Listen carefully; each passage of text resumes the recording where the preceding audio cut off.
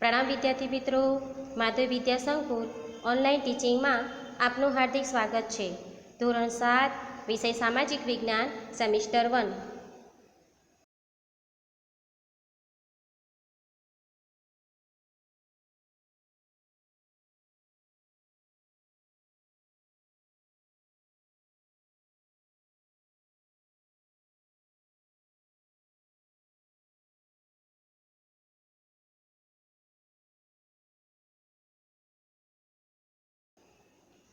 પ્રકરણ 1 રાજપૂત યુગ, નવા શાસકો અને રાજ્યો।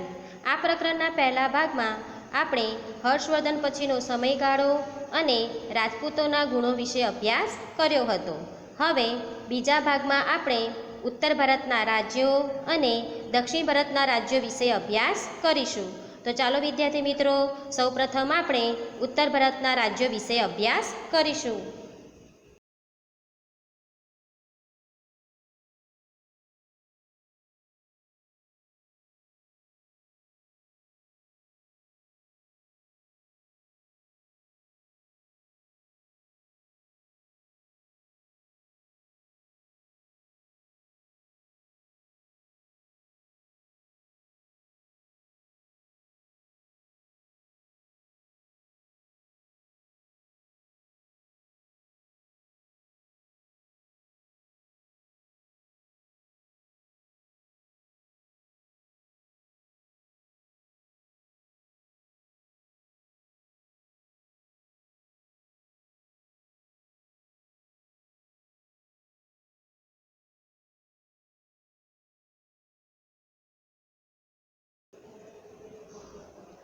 ઉત્તર ભારતના રાજ્યો। ગુર્જર પ્રતિહાર સામ્રાજ્યના પતન બાદ કનોજનું ગઢવાલ રાજ્ય, બુંદેલખંડના ચંદેલો, માળવાનું પરમાર રાજ્ય, અણહિલવાડનું ચાલુક્ય રાજ્ય, ડાહલનું ચેદી રાજ્ય, શાકંભરીનું ચૌહાણ રાજ્ય અને દક્ષિણ રાજસ્થાનનું ગોહિલ રાજ્ય સ્થાપિત થયા। એટલે કે ગુર્જર પ્રતિહાર સામ્રાજ્ય એનું પતન થયું। એના પછી કે છે કનોજનું ગઢવાલ રાજ્ય, બુંદેલના ચંડેલો, માળવાનું પરમાર રાજ્ય, અણહિલવાડનું ચાલુક્ય રાજ્ય, ડાહલનું ચેદી રાજ્ય, શાકંભરીનું ચૌહાણ રાજ્ય અને દક્ષિણ રાજસ્થાનનું ગોહિલ રાજ્યની સ્થાપના થઈ હતી। ગઢવાલ રાજ્યનો સ્થાપક ચંદ્રદેવ હતો। એટલે કે ગઢવાલ રાજ્યની સ્થાપના કોણે કરી હતી? ચંદ્રદેવે કરી હતી। તેણે કનોજ સિવાય કાશ્મીરને પણ બીજી રાજધાની બનાવી હતી। એટલે કે તેણે કનોજને તો રાજધાની બનાવી હતી, પણ કાશ્મીરને પણ રાજધાની બનાવી હતી। આ વંશમાં મદનચંદ્ર અને ગોવિંદચંદ્ર જેવા શાસકો થયા હતા। અને કે છે કે આ રાજ્યમાં મદનચંદ્ર અને ગોવિંદચંદ્ર જેવા મહાન શાસકો થઈ ગયા હતા, જેમાં ગોવિંદચંદ્ર સૌથી પ્રતાપી અને પરાક્રમી રાજા હતો। તેણે ગઝનીના આક્રમણને અટકાવ્યું હતું, તેમજ અનેક બૌદ્ધ વિહારોનો જીર્ણોદ્ધાર કરાવ્યો હતો। એટલે કે ગોવિંદચંદ્ર જે રાજા હતો એ ખૂબ જ પ્રતાપી અને પરાક્રમી રાજા હતો। એણે ગઝનીના કે છે કે આક્રમણ કરતાં પણ અટકાવ્યો હતો અને કે બૌદ્ધ વિહારો એટલે કે બૌદ્ધ મંદિરો છે એનો જીર્ણોદ્ધાર કરાવ્યો હતો। ઉત્તર ભારતના અન્ય શાસકોમાં બુંદેલખંડના ચંદેલોનો સમાવેશ થાય છે। પાછળથી આ રાજ્ય જેજાદ ભુક્તિ નામથી ઓળખાય છે। એટલે કે ઉત્તર ભારતના જે બીજા શાસકો છે એમાં બુંદેલખંડના જે ચંદેલોનો સમાવેશ થાય છે અને તે લોકોને પાછળથી જોજાદ ભુક્તિના નામથી ઓળખવામાં આવ્યા હતા। આ રાજ્યોમાં કે છે યશોવર્મા, કીર્તિવર્મા, પરમહિદેવ જેવા મહાન શાસકો થઈ ગયા। ચંદેલ વંશમાં ખજુરાહો, કાલિંજર અને મહોબા મુખ્ય નગર હતા।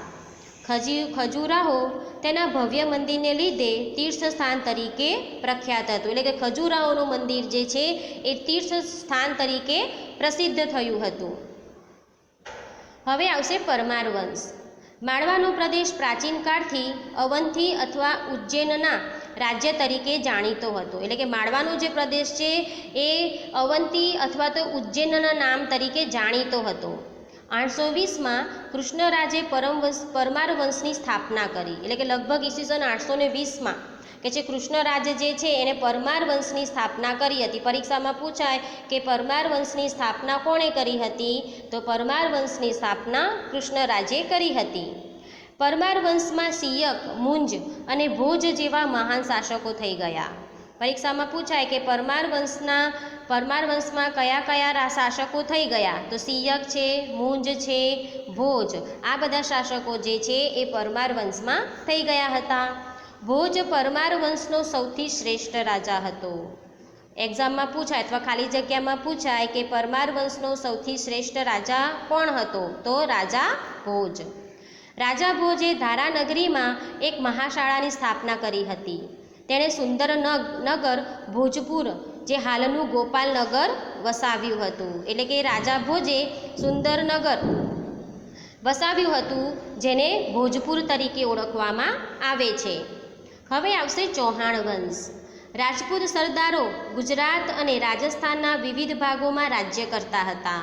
આમાંથી એક શાખા 8મી સદીમાં સાંભર સરોવર નજીક શાકંભરી નામના સ્થળે રાજ્ય કરતી હતી. એટલે કે જે રાજપૂત રાજાઓ હતા એ ગુજરાત અને રાજસ્થાનના જે વિવિધ ભાગો છે ત્યાં રાજ્ય કરતા હતા. અને કે છે કે 8મી સદીમાં કે જે સાંભર સરોવર નજીક શાકંભરી નામના સ્થળે એ લોકો રાજ્ય કરતા હતા. શાકંભરીના ચાહમાન એટલે કે ચૌહાણ વંશનો સ્થાપક વાસુદેવ હતો. શાકંભરી એટલે કે ચાહમાન, અને એના સ્થાપક કોણ હતા? ચૌહાણ વંશનો સ્થાપક વાસુદેવ હતો. 12મી સદીના આરંભમાં અજયરાજ શાકંભરીની ગાદી પર બેઠો અને અજયમેરુ નામના નગરની સ્થાપના કરી. એટલે કે 12મી સદીમાં આ અજયરાજ જે છે એ શાકંભરીની રાજગાદી પર બેઠો અને અજયરાજે અજયમેરુ નામના નગરની સ્થાપના કરી, જે પાછળથી અજમેરના નામે જાણીતું થયું. એટલે કે અત્યારે આપણે જેને અજમેરના નામથી ઓળખીએ છીએ એને પહેલાં અજયમેરુ તરીકે ઓળખવામાં આવતું હતું, અને એની સ્થાપના કોણે કરી હતી? તો અજયરાજે. ગુજરાતના સોલંકી રાજા સિદ્ધરાજ જયસિંહની રાજકુંવરીના લગ્ન ચૌહાણ વંશના અર્ણોરાજ સાથે થયેલા. તેના પુત્ર સોમેશ્વર ચૌહાણ ગાદીએ આવ્યો. એટલે કે ગુજરાતનો જે સોલંકી રાજા સિદ્ધરાજ જયસિંહ છે એની જે દીકરી છે, એની પુત્રી, એના લગ્ન કે છે ચૌહાણ વંશનો જે રાજા અર્ણોરાજ છે તેની સાથે કર્યા હતા. અને પછી ત્યારબાદ કે છે તેનો પુત્ર સોમેશ્વર ચૌહાણ એ રાજગાદી પર આવ્યો. તેના પછી તેનો પુત્ર પૃથ્વીરાજ ત્રીજો એ રાજગાદી પર આવ્યો હતો. હવે આવશે ચૌહાણ વંશ. આ પૃથ્વીરાજ ત્રીજો ભારતના ઇતિહાસમાં અદ્વિતીય સ્થાન ધરાવે છે. એટલે કે પૃથ્વીરાજ ચૌહાણના કાર્યો એટલા બધા છે કે ઇતિહાસમાં એને અદ્વિતીય સ્થાન મળ્યું છે. 1191માં થાણેશ્વર અને કરનાલ વચ્ચે આવેલા તરાઈના મેદાનમાં સાબુદ્દીન ધોરીને પૃથ્વીરાજ ચૌહાણે સજ્જડ હાડ આપી હતી. એટલે કે ઈસવીસન 1191માં થાણેશ્વર અને કરનાલ વચ્ચે જે તરાઈનું જે મેદાન આવેલું છે ત્યાં સાબુદ્દીન ધોરી અને પૃથ્વીરાજ ચૌહાણ વચ્ચે યુદ્ધ થયું હતું. એમાં એ યુદ્ધમાં સાબુદ્દીન ધોરીની હાર થઈ હતી અને પૃથ્વીરાજ ચૌહાણનો વિજય થયો હતો. તે પછી 1192માં પૃથ્વીરાજ ચૌહાણની હાર થઈ અને દિલ્હીના તખ્ત પર મુસ્લિમ સત્તાનો ઉદય થયો. અને ત્યાર પછી કે છે કે ઈસવીસન 1192માં કે છે પૃથ્વીરાજ ચૌહાણનું ફરીથી યુદ્ધ થયું અને એમાં કે છે કે પૃથ્વીરાજ ચૌહાણ હારી ગયો અને ત્યારબાદ કે છે કે દિલ્હી પર મુસ્લિમ સત્તાનો ઉદય થયો, એટલે કે પ્રારંભ થયો. આથી તરાઈની લડાઈ ભારતીય ઇતિહાસમાં સીમાચિહ્ન રૂપ ગણાય છે. હવે આવશે ચાવડા વંશ. ઈસવીસન 756માં સરસ્વતી નદીના કિનારે વનરાજ ચાવડાએ અણહિલવાડ પાટણની સ્થાપના કરી હતી. એટલે કે વનરાજ ચાવડા જે છે એ સરસ્વતી નદીના કિનારે અણહિલવાડ પાટણની સ્થાપના કરી હતી. પોતાના બાળમિત્ર અણહિલ ભરવાડના નામ પરથી વનરાજ ચાવડાએ નવા નગરનું નામ અણહિલવાડ પાટણ પાડ્યું હતું. એટલે કે સરસ્વતીના નદીના કિનારે આ વનરાજ ચાવડાએ એક નવું નગર બનાવ્યું હતું અને એ નગરનું નામ પાડ્યું હતું અણહિલવાડ પાટણ. શા માટે? એટલે કે છે એનો જે મિત્ર હતો બાળપણનો મિત્ર અણહિલ ભરવાડ અને એના નામ ઉપરથી આ નગરનું નામ પાડવામાં આવ્યું અણહિલવાડ પાટણ. આ સમયે ગુજરાતમાં સૌરાષ્ટ્ર અને કચ્છમાં ચાવડા વંશના શાસકો હતા. હવે સોલંકી વંશ. સોલંકીઓના શાસનકાળને ગુજરાતના રાજપૂત શાસનોનો સુવર્ણ યુગ ગણવામાં આવે છે. એટલે કે જ્યારે જે સમય કે છે કે સોલંકી વંશનું શાસન આપણા ગુજરાત રાજ્યમાં હતું, એ સમય કે છે કે ગુજરાત રાજ્યની પરિસ્થિતિ ખૂબ જ સારી હતી, માટે એને સુવર્ણ યુગ કહેવામાં આવે છે.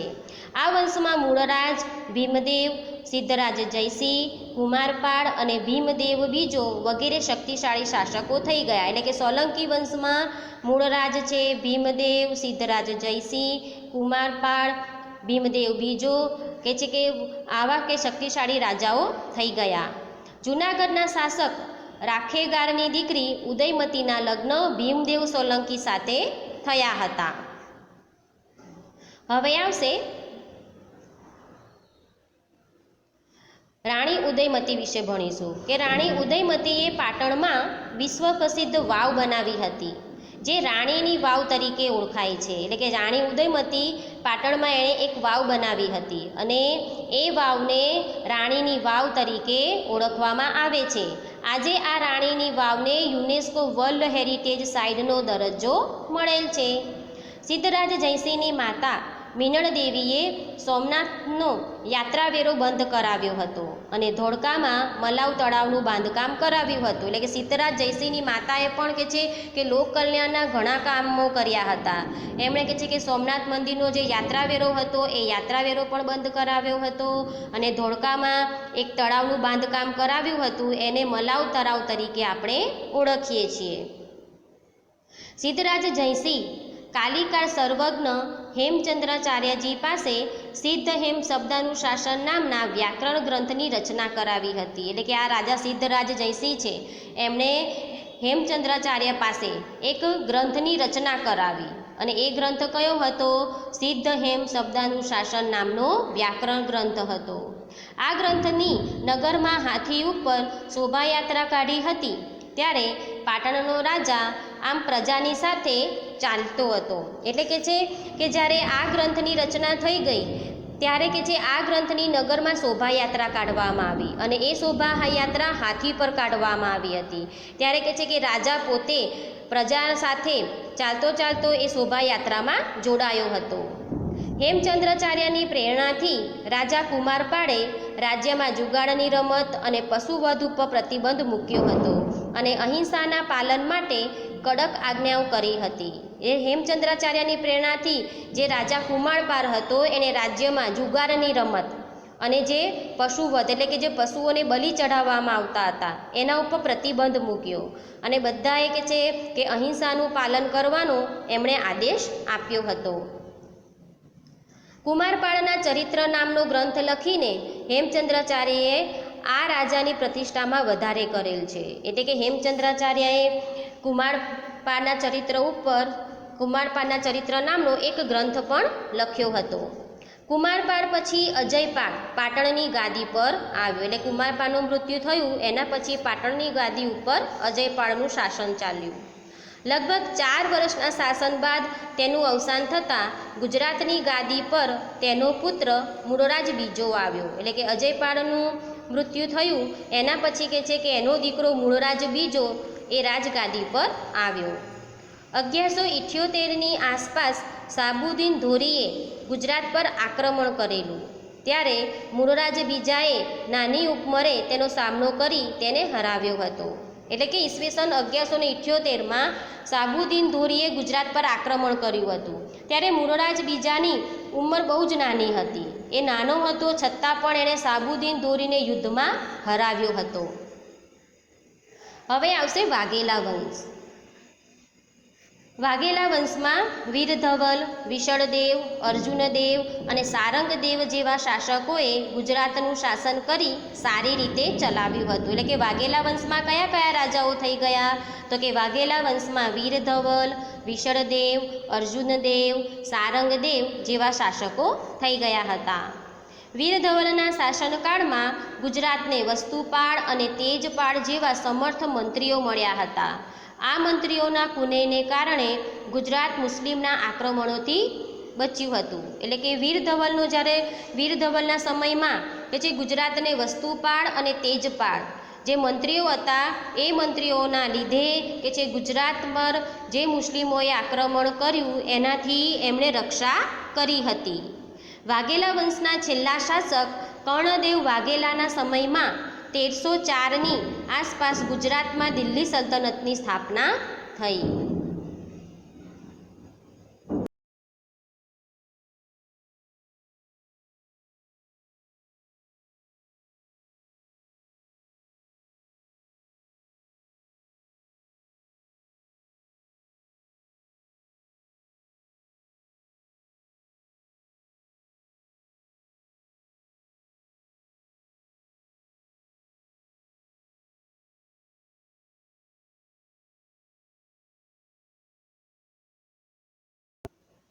આઠમી સદીના મધ્ય ભાગમાં બંગાળમાં પાલ વંશનું શાસન હતું. આ વંશના સ્થાપક અને તેના વંશજોના નામોમાં પાલ શબ્દ પાછળના ભાગમાં આવતો હોવાથી આ વંશને બંગાળનો પાલ વંશ કહેવામાં આવે છે. એટલે કે લગભગ 8મી સદીમાં મધ્ય ભાગમાં બંગાળમાં પાલ વંશના જે રાજાઓ હતા એમનું શાસન ચાલતું હતું અને આ વંશના સ્થાપક અને તેના વંશજોના એટલે કે એ વંશના જે રાજાઓ હતા એ રાજાઓના નામની પાછળ પાલ શબ્દ લગાડવામાં આવતો હતો. માટે આ વંશને બંગાળનો પાલ વંશ કહેવામાં આવે છે. આ વંશનો સ્થાપક ગોપાલ નામનો રાજવી હતો. 1095માં સેન વંશની સ્થાપના થઈ હતી. આ વંશમાં વિજયસેન પ્રથમ નોંધપાત્ર રાજા હતો.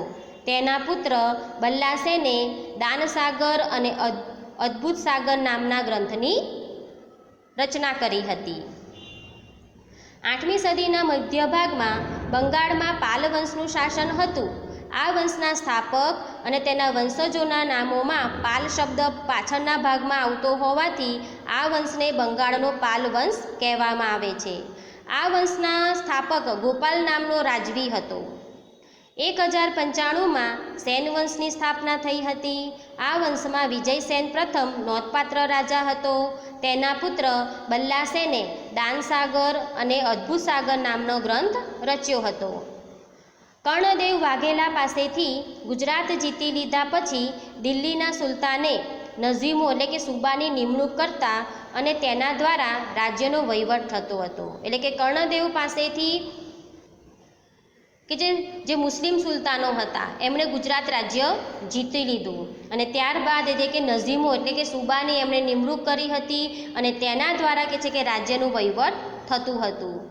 1407માં ઝફરખાન મુઝફ્ફર શાહ નામ ધારણ કરીને સુલતાન બન્યો. આ વંશમાં 14 સુલતાનો થઈ ગયા, જેમાં અહમદ શાહ, મહમૂદ બેગડો, બહાદુર શાહ જેવા સુલતાનોનો સમાવેશ થાય છે. 17મી સદીમાં ગુજરાતમાં મુગલ શાસનની શરૂઆત થતાં સલ્તનત કાળ પૂરો થયો હતો. હવે આપણે દક્ષિણ ભારતના રાજ્યો વિશે અભ્યાસ કરીશું. નર્મદા નદીની દક્ષિણમાં આવેલા રાજ્યોને દક્ષિણના રાજ્યો કહેવામાં આવે છે. એક્ઝામમાં પૂછાય કે દક્ષિણના રાજ્યો કોને કહેવામાં આવે છે, તો નર્મદા નદીની દક્ષિણમાં આવેલા જે રાજ્યો છે એને દક્ષિણના રાજ્યો કહેવામાં આવે છે. ઉત્તર ભારતની જેમ દક્ષિણ ભારતમાં પણ અનેક નાના મોટા રાજવંશ સ્વતંત્ર થયા. એટલે કે ઉત્તર ભારતમાં જેમ રાજ્યોના અલગ અલગ ભાગમાં વિભાજન થયું સામ્રાજ્યનું, એમ કે છે દક્ષિણ ભારતમાં પણ કે છે કે નાના જે વિશાળ સામ્રાજ્ય હતું એનું નાના નાના ભાગમાં કે છે કે વિભાગો પડ્યા. તેમાંથી ચાલુક્ય, રાષ્ટ્રકૂતો, પલ્લવ, ચોલ, પાંડ્ય અને ચેર જેવા રાજવંશો વિશે ટૂંકમાં આપણે જાણકારી મેળવીએ. ચાલુક્ય વંશનો પ્રથમ રાજા જયસિંહ હતો. ખાલી જગ્યામાં કે ખરા ખોટામાં પૂછાય કે ચાલુક્ય વંશનો પ્રથમ રાજા કોણ હતો, તો ચાલુક્ય વંશનો પ્રથમ રાજા જયસિંહ હતો. પુલકેશી પ્રથમે 540માં વાતાપીને રાજધાની બનાવીને અલગ સ્વતંત્ર રાજ્ય સ્થાપ્યું હતું. એટલે કે પુલકેશી જે પ્રથમ હતો એણે 540માં વાતાપીને રાજધાની બનાવી અને એને અલગ સ્વતંત્ર રાજ્ય બનાવ્યું હતું. આ વંશ વાતાપીના ચાલુક્ય વંશ તરીકે ઓળખાયો. આ વંશમાં કીર્તિવર્મા પુલકેશી પ્રથમ અને પુલકેશી બીજો જેવા મહત્ત્વના શાસકો થઈ ગયા હતા. દક્ષિણમાં ચાલુક્ય વંશની પડતી થઈ ત્યારે રાષ્ટ્રકૂટ વંશની સત્તાનો ઉદય થયો. એટલે કે દક્ષિણમાં ચાલુક્ય વંશ જે છે એનો નાશ થયો અને ત્યાર પછી કે છે કે રાષ્ટ્રકૂટ વંશનો ઉદય થયો. આ વંશનો સૌથી પ્રથમ રાજા ઇન્દ્ર પ્રથમને માનવામાં આવે છે. એટલે કે રાષ્ટ્રકૂટનો પ્રથમ રાજા કોણ હતો? તો રાષ્ટ્રકૂટ વંશનો પ્રથમ રાજા ઇન્દ્ર પ્રથમ હતો. ગોવિંદ ત્રીજો રાષ્ટ્રકૂટ વંશના શાસકોમાંથી સૌથી વધુ શક્તિશાળી શાસક હતો. આ સમયમાં યાદવ વંશના 2 રાજ્યો અસ્તિત્વમાં આવ્યા હતા, દેવગિરી અને દ્વારસમુદ્ર. દ્વારસમુદ્રમાં હોયસલ વંશ શાસન હતું અને દેવગિરીમાં યાદવોનું શાસન હતું. વરંગલમાં કાકતીય સામ્રાજ્યનો ઉદય થયો. વરંગલ તેમની રાજધાની હતી. પલ્લવ વંશની સ્થાપના બપ્પદેવે કરી હતી. પલ્લવ વંશની સ્થાપના કોણે કરી હતી? તો બપ્પદેવે કરી હતી. તેની રાજધાની કાંચીપુરમ હતી. મહેન્દ્રવર્મા પ્રથમ, નરસિંહવર્મા પ્રથમ અને નરસિંહવર્મા બીજો આ વંશના મહત્ત્વના શાસકો હતા. એટલે કે પલ્લવ વંશમાં કયા કયા શાસકો થઈ ગયા? તો પલ્લવ વંશમાં મહેન્દ્રવર્મા પ્રથમ, નરસિંહવર્મા પ્રથમ અને નરસિંહવર્મા બીજો જેવા શાસકો થઈ ગયા. તાંજોર, ત્રિચિનાપલ્લી અને પુદુકોટ્ટઈ જ્યાં આવેલ છે ત્યાં મધ્યકાળમાં ચોલ મંડળનું રાજ્ય હતું. તાંજોર તેમની રાજધાની હતી.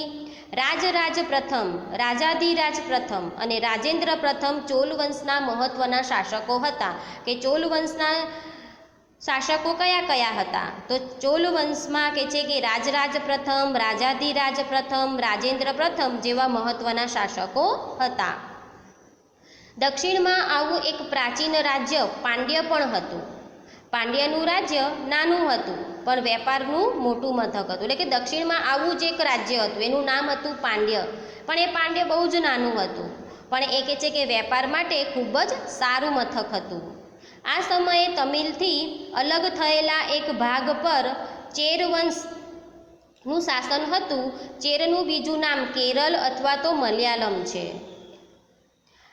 અયન ચેર વંશનો પ્રથમ શાસક હતો અને સેતુંગ વંશ ચેર શાસકોમાં સર્વશ્રેષ્ઠ શાસક હતો. ખાલી જગ્યામાં પૂછાય તો ધ્યાન રાખજો કે ચેર વંશનો પ્રથમ શાસક કોણ? તો અયન. અને સૌથી શ્રેષ્ઠ શાસક કોણ? તો સેતુંગ વંશ.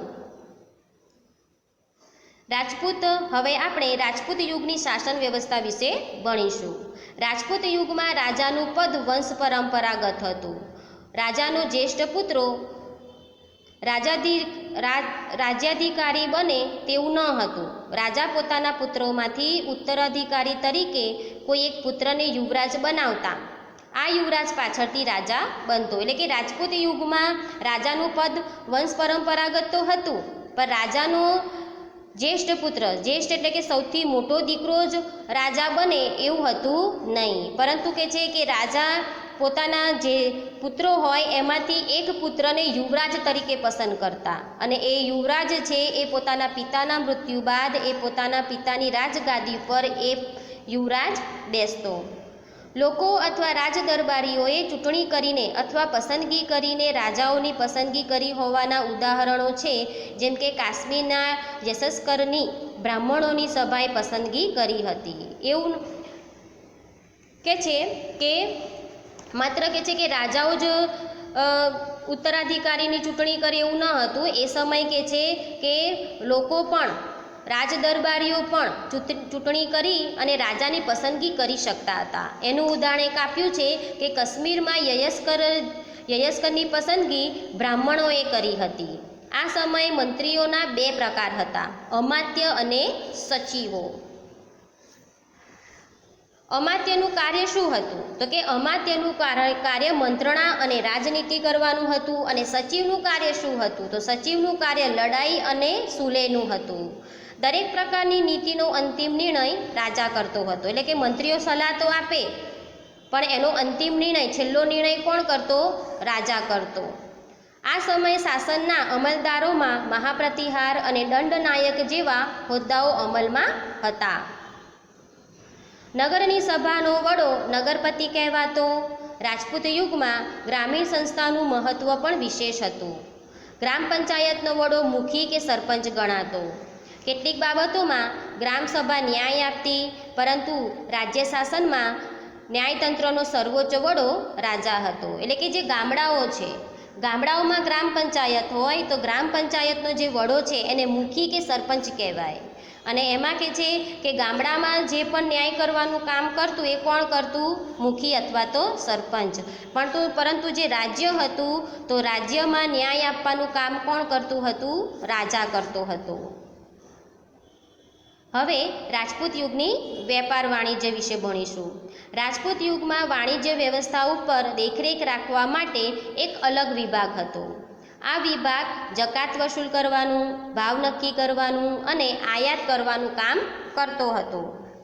કરવેરા તરીકે જમીનની ઉપજનો છઠ્ઠો ભાગ લેવામાં આવતો. કરવેરો એટલે કે ટેક્સ. એટલે કે ત્યાંના એ સમયના જે ખેડૂતો હતા એમના ખેતરમાં જેટલું અનાજ ઉગે એનો છઠ્ઠો ભાગ એ લોકોને રાજકોષમાં જમા કરાવવો પડતો હતો. બંદરો અને નાકા ઉપર તથા સિંચાઈ ઉપર કર ઉઘરાવવામાં આવતા હતા. દરિયાપારના વેપાર માટે ગુજરાતના સ્તંભતીર્થ, હાલનું ખંભાત અને ભૃગુખચ, હાલનું ભરૂચ બંદરો જાણીતા હતા. એટલે કે એ સમય કે છે કે દરિયાપારના કે છે ગુજરાતના જે સ્તંભ તીર્થ છે, જેને અત્યારે આપણે ખંભાત તરીકે ઓળખીએ છીએ, અને ભૃગુખચ એટલે કે અત્યારે જેને આપણે ભરૂચ તરીકે ઓળખીએ છીએ, એ સમયે આ બંદરો ખૂબ જ જાણીતા હતા. 8મી થી 12મી સદી દરમિયાન ભારતમાં મુસ્લિમ આક્રમણો થયા. એટલે કે ઈસવી લગભગ છે કે 8મી થી 12મી સદીમાં આપણા ભારત દેશ ઉપર મુસ્લિમ રાજાઓ હતા, એ રાજાઓએ આક્રમણ કર્યું હતું. આ સમય દરમિયાન આરબ રાજ્ય સત્તાનો વિસ્તાર કરવાના હેતુથી મોહમ્મદ ઇબ્ન કાસિમે ભારતના ઉત્તર પશ્ચિમ ભાગમાં આક્રમણ કર્યું હતું. અને 8મી અને 12મી સદી એટલે કે એ સમય દરમિયાન આરબ રાજ્ય સત્તાનો વિસ્તાર કરવા માટે કે છે મોહમ્મદ ઇબ્ન જે કાસિમ હતો એણે ભારતનો ઉત્તર પશ્ચિમ ભાગ હતો ત્યાં એણે આક્રમણ કર્યું હતું. વાયવ્ય ખૂણામાંથી સબુક્તેગીનના લશ્કરે પણ આક્રમણ કર્યું હતું, પણ આ આક્રમણો તે સમયે ભારતમાં સત્તા સ્થાપી શક્યા નહીં. કે છે કે એ લોકોએ ભલે આપણા ભારત દેશ ઉપર આક્રમણ કર્યું પણ એ લોકો જીતી શક્યા નહીં. એ પછી ગઝનીના સુલતાન મોહમ્મદ ગઝનીએ ઈસવીસન 1000 થી ઈસવીસન 1026ના સમયગાળામાં ભારત પણ આક્રમણ કર્યું હતું. અને એ બાદ કે છે કે મુસ્લિમ રાજા મોહમ્મદ ગઝની એણે ઈસવીસન 1000 થી ઈસવીસન 1026ના સમયગાળામાં એમણે આપણા ભારત દેશ ઉપર આક્રમણ કર્યું હતું. ગઝનીની ચડાઈનું મુખ્ય કારણ ભારતની અઢળક સંપત્તિ હતી. તે એક પછી એક ચડાઈ કરતો હતો. એટલે કે ગઝની વારંવાર આપણા ભારત દેશ ઉપર આક્રમણ કરતો હતો, પણ એનું હેતુ શું હતું? સંપત્તિ લૂંટવાનો. એ વારંવાર ચડાઈ કરતો હતો પણ એ જીતી શકતો નહોતો. આ સમયે ભારતના શાસકો એક થઈને શક્તિશાળી સેના બનાવી શક્યા. પરિણામે 1025માં તેણે સોમનાથ પર ચડાઈ કરીને અઢળક સંપત્તિ લૂંટી.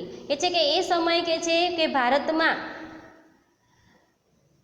જે રાજાઓ હતા એ શક્તિશાળી સેનાઓ બનાવી શક્યા, પણ કે છે કે 1025માં મોહમ્મદ ગઝનીએ સોમનાથ પર આક્રમણ કર્યું અને ત્યાંથી કે છે કે એણે અઢળક સંપત્તિ લૂંટીને લઈ ગયો.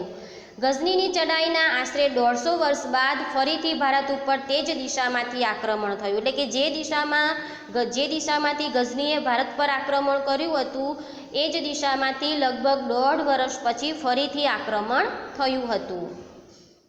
મોહમ્મદ ગઝનીના અવસાન બાદ સત્તા માટે ગઝનીમાં લડાઈઓ ચાલુ હતી, પણ આ સમયે સત્તા સ્થિર થઈ નહોતી. ત્યારે આપણા શાસકો આ નબળાઈનો લાભ લઈ શક્યા નહીં, એટલે કે ગઝનીનું મૃત્યુ થયું.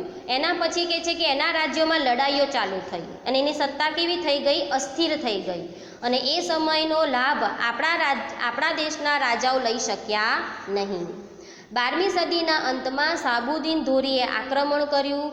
શરૂઆતમાં કેટલીક હાર પછી છેવટે તરાઈના મેદાનમાં તેણે બીજી ચડાઈમાં પૃથ્વીરાજ ચૌહાણને હાર આપી દિલ્હીમાં સત્તા સ્થાપી. અને લગભગ કહે છે કે 12મી સદીમાં શાહબુદ્દીન ધોરીએ આપણા ભારત દેશ ઉપર આક્રમણ કર્યું હતું.